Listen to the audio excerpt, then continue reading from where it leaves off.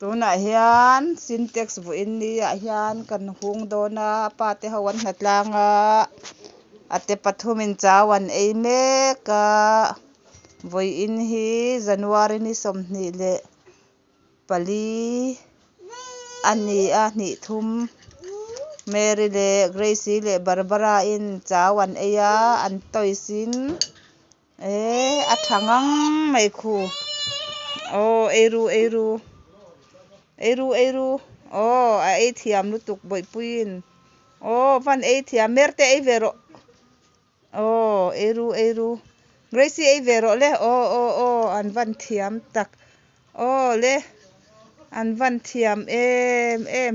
oi an ei na sa mai Mary kal son su khuma kal ka phal ve lo imom si khoi khu ta khwan ruk thula ruk ei ve mai ro oi le za Mary hi chu thina tirim ka hai dar su hai lo hai dar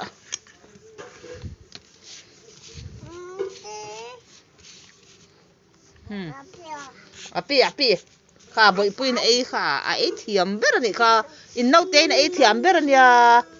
boi pui chuan ei thiam ania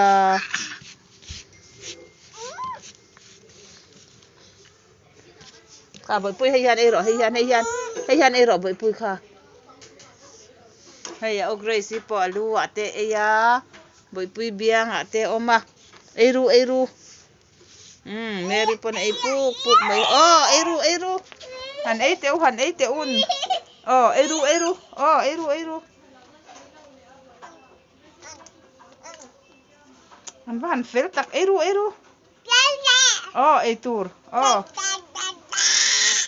ei tur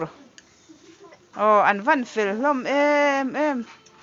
boi puin ei meka au Gracie pona kutami te thian fa ya an ei ei hi oi boi pui le bosu